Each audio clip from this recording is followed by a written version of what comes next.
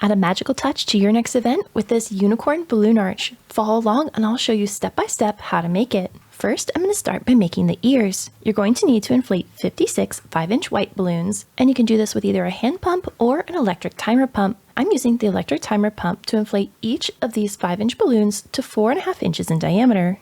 Inflate a second balloon to the exact same size and then tie them into a pair by wrapping the nozzles around twice and tying them in a knot. Repeat this step until all 56 white balloons are inflated and tied into pairs. Set 2 of these pairs aside and then tie the rest of the pairs together into a quad. Make a quad by overlapping 2 of the pairs so that the nozzles touch in the center, and then twist 1 balloon from each of those pairs around each other, locking them into a quad. To give the ear structure, I'm going to make a frame out of 8-gauge copper wire. Cut a piece to 8 feet in length and then gently fold it in half so that halfway point has a nice gentle curve. Then 18 inches from each end, you're going to make a 90-degree bend. This means the ear will be 30 inches tall with 18 inches of support that will attach to the circle arch frame later on. Do your best to flatten out the ear, but it doesn't have to be perfect as we're going to be covering this entire thing in balloons. At the very top center of the ear, we're going to place that first quad. Slip it over the wire frame so that the nozzles are touching the wire, and then take the 2 balloons with the wire in between them and twist them around each other twice. Orient this quad so that 1 balloon points out the front of the ear, and most importantly, 1 balloon is pointing straight out the top of the ear. Hold that quad in place and then grab one of those pairs you set aside earlier and slip it on the inside edge of the ear and pull it up against that centermost quad. Rotate those 2 balloons around each other twice and then orient them so that 1 balloon sits on the front of the ear and 1 sits on the back side of the ear, right between 2 balloons of that first quad. By adding in the pair, we're able to make this sharp turn in shape without having too many balloons bunched in the center of the ear. Slip another quad onto the frame right next to that pair. Twist the 2 balloons around each other twice and then nestle these right up against the quad and the pair, and arrange these balloons so that 1 balloon of the quad points out the front of the ear and 1 points out the top. From here, I'm going to attach 5 more quads in the same way, making sure each quad is nestled right up against the quad before it, and making sure that 1 balloon from this quad sits between 2 balloons of the quad before it. This will ensure we don't have any major gaps and you can't see too much of the wire peeking through. I'm then going to go back to the top of the ear and repeat this process by putting on that second pair of balloons, but this time it's going to be on the right hand side of that centermost quad. Twist them around each other and then arrange them so that they're both pointing up and sit nestled between 2 balloons of that centermost quad. After that, I'm going to add 6 more quads just like we did on the other side, and this will complete the outer edge of one of our ears. After that last quad, you will notice that there's a gap of wire between where that last quad ends and where the bend in the wire is. That's so that there'll be room for the 8-inch balloons in a later step. Now you'll need to repeat this process to make a second ear in the exact same way.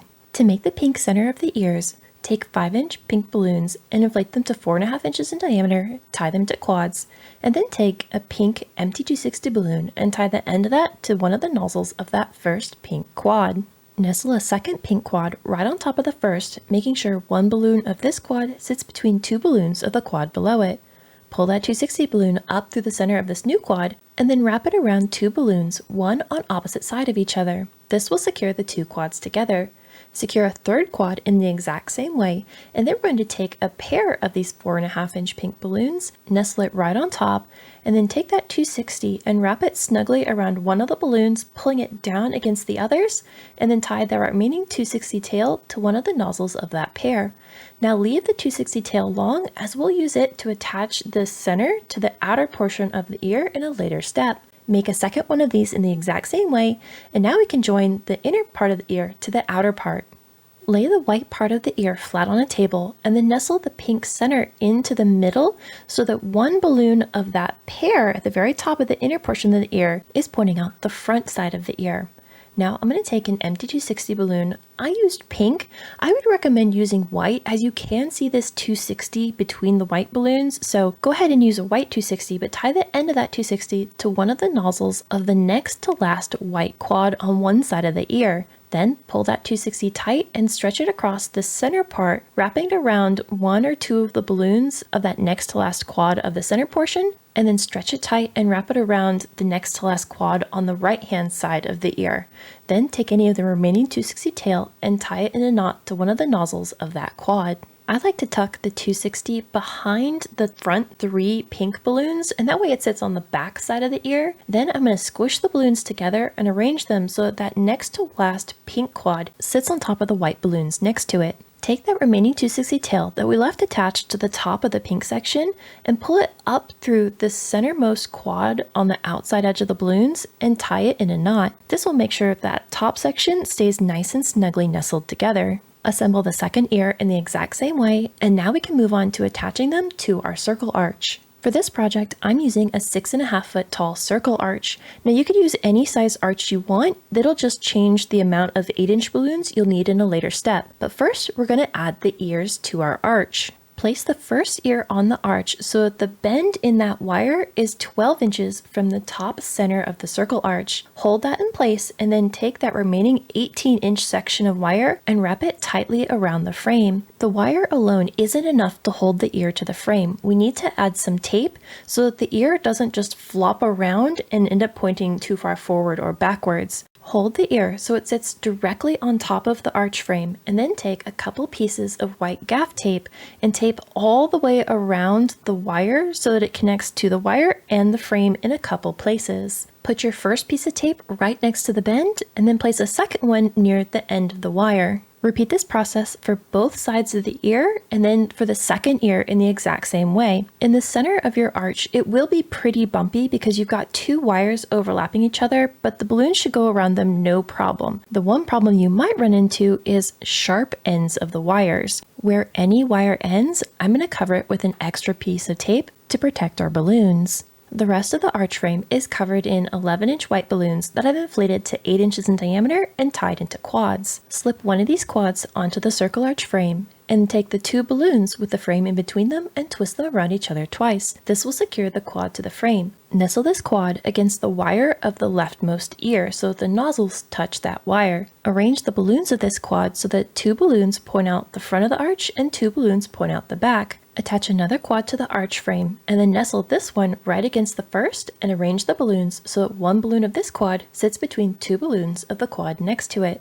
Repeat this process until you have 5 of these 8-inch quads between the 2 ears. That 5th balloon will be sitting right against the wire of the rightmost ear and will be oriented in the exact same way so that 2 balloons point out the front and 2 balloons point out the back. Add 2 more 8-inch quads, but these are actually going to sit underneath the ear. Slip them over the arch frame, twist them around each other, and nestle them against the other 8-inch balloons. But know that when you add these 2 balloons, you may end up pushing the ear around, but don't worry too much about that. Just get the 2 quads on, and then you can go back and adjust how the ear sits on top of these 8-inch quads. Take your time adding the 8-inch quads around the ears, because once you get the ear section done, adding the rest of those quads goes super fast. If you'd like a little extra help assembling this unicorn, I have a set of written plans available in the description box below.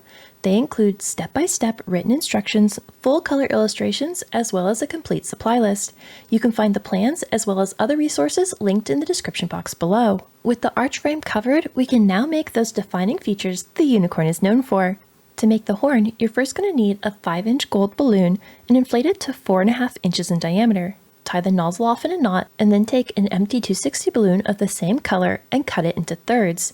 Take one of those thirds and tie it to the nozzle of that 4.5-inch balloon, leaving a little bit of tail on either side of the nozzle. Then you're going to take an 11-inch gold balloon, inflate it till it's nearly its full size, and then size it down to 7 inches in diameter. Stretching it out to its full size is critical because we'll be using the apple technique on it in a little bit, and it's important that we've pre-stretched the balloon before making that apple. Once it's sized to 7 inches, tie the nozzle off in a knot, and then take one of those scraps of 260 balloon and tie it to the nozzle of this balloon as well. I'm going to repeat this process with 2 more 11-inch balloons, sizing 1 to 6 inches and 1 to 5 inches, before tying each of those off with a 260 scrap. Starting with the 5-inch gold balloon, I'm going to find the very opposite side of the balloon from the nozzle, and there's often a little bit of a dimple from the balloon manufacturing process. I'm going to put my thumb and my forefinger on either side of that dimple, and then press my thumb against the nozzle knot all the way through the balloon so that it presses right into that dimple. I'm then going to pinch that nozzle nozzle against the dimple with my index finger and thumb, making sure I hold onto it really tightly, and then twist the balloon a couple times. The key here is don't let go of the nozzle. With your other hand, grab the 260 tail attached to the 4.5-inch balloon, pull it tight, and wrap it around the balloon a couple times right below your pinched fingers. Hold that tail in place and grab the second tail and wrap it around the balloon in the opposite direction a couple times as well. This will give you a nice solid hold. Take the 260 tails and tie them in a double knot right below where your fingers have been holding this whole time. That will create an apple twist, pulling the 4.5-inch balloon down into the center of the 5-inch balloon.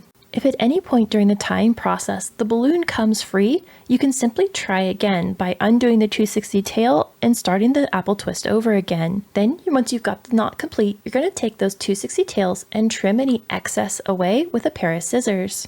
Next, take the 6-inch balloon and create another apple.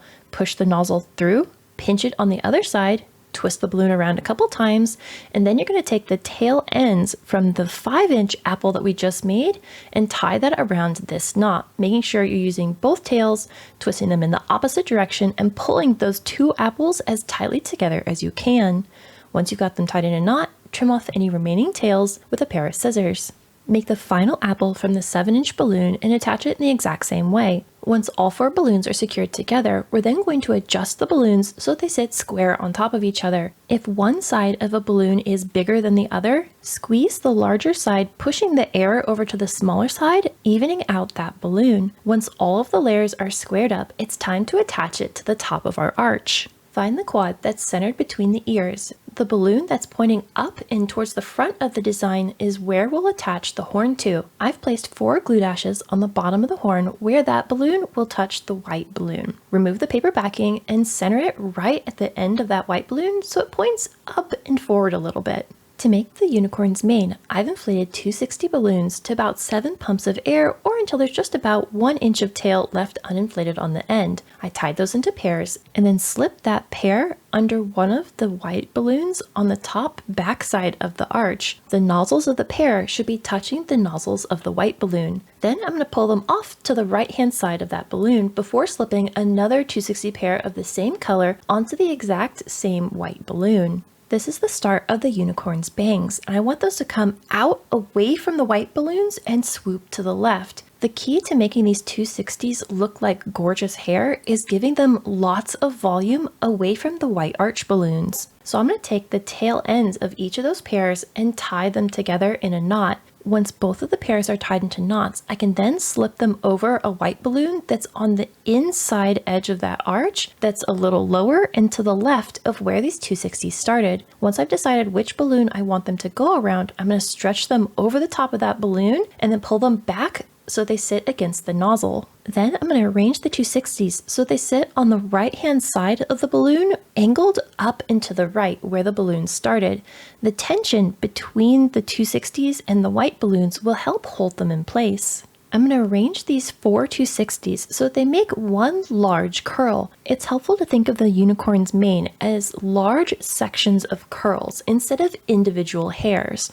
We want to give large swooping sections and then change direction and do the next swooping section. Instead of kind of just putting these 260s willy-nilly, we want to have large sections that move in the same direction. I'm going to add a couple more pairs, only these balloons will wrap around a white balloon that's just below the white balloon of where I attached the previous 260s. These 260s will come out of the center of that previous curl, making it look like the bangs are swooping off to the side. Now here I'm going to change colors to the light pink, and I'm using a 50 pack of 260 balloons in Sempertex's pastel range. So I'm not going to have exact numbers for how many balloons I have in each color because it was kind of just a general mix out of this one and your mix may differ. I am, however, going to slowly shift from one color into the next. The important thing is I want to make sure that I'm wrapping a lot of hair around the horn. So here I've got a couple 260s coming from the right hand side of the horn, and then I'm going to have a couple 260s on the left hand side coming clear from behind that horn, pushing off to the right and coming back to the left, making sure that horn is nicely encased along the bottom in the hair, blending those two elements together seamlessly. Something I was trying to keep in mind as I added these pairs was I wanted each end of the pairs to be hidden away. So you don't actually see any of the knots or tie points. Those are all hidden underneath the white balloons, with the exception being the very end of the bane where I did add a couple curls using glue dashes, and I'll show that technique at the very end. For now, I want to make sure I'm getting lots of volume. So you can see I've gone back and added a couple more 260s on the back upper side, and those balloons are going up higher than the original ones, giving me more volume. The blue balloons are the bottom of my mane, and to give those a nice wispy curl at the end, I'm actually securing the balloons about halfway down with rubber bands. So I'm going to hold the balloons about where I want them and see where they touch a white balloon behind them, slip a rubber band over the white balloon, and then tuck those 260s through the rubber band, and that's holding that curl out in front. And you can see I've got all of these 260 ends where I'm going to join them together in 1 or 2 knots and curl the ends around. Then I'm going to hold those curls in place and secure them to a white balloon behind them using a couple glue dashes. The hair is honestly the hardest and most time-consuming part of this design, but it is so worth it. If you enjoyed this project, you should check out this video. And to the next time, remember, stay creative, everybody.